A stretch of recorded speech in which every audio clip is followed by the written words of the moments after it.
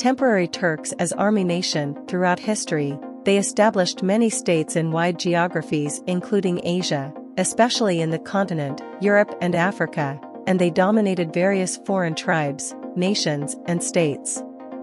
The harsh conditions of steppe life, which made it necessary to be active and strong, made the Turks a resilient and combative nation, and also became an important factor in establishing strong and well-organized armies.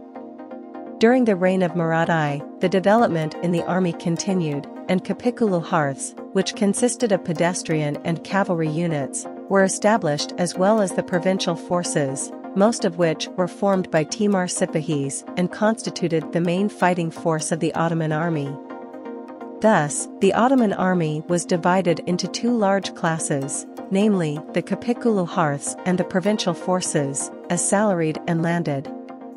Strengthening its army structure in this period, the Ottoman Empire entered into competition with the Venetians on the Istanbul and Dardanelles Straits in order to have the Aegean Sea and the Black Sea axis, and this led to the construction of larger warships.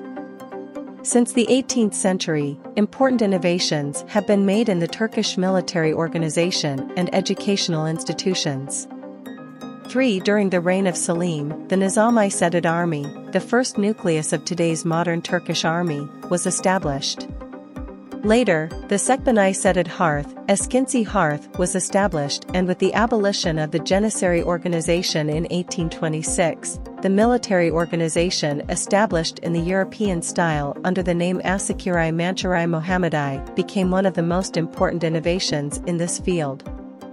In addition to the land and naval forces, the Turkish army started to be interested in military aviation since 1909. In this context, the first airplane demonstrations took place in the country and the first reports on aviation were written.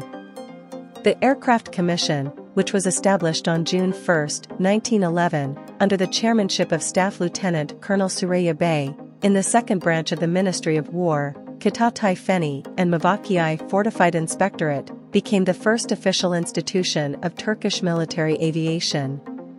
Despite limited opportunities, Turkish air units successfully served in the Balkan Wars, the First World War and the War of Independence. Responding positively to the United Nations Security Council's call for assistance to South Korea on June 27, 1950, Turkey sent a brigade to the Korean War in order to contribute to world peace.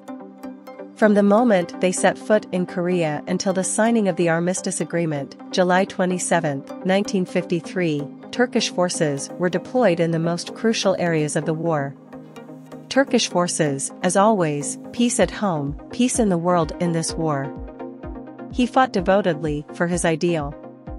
This situation enabled the friendly relations between Turkey and South Korea to continue even stronger under the name of Blood Brotherhood.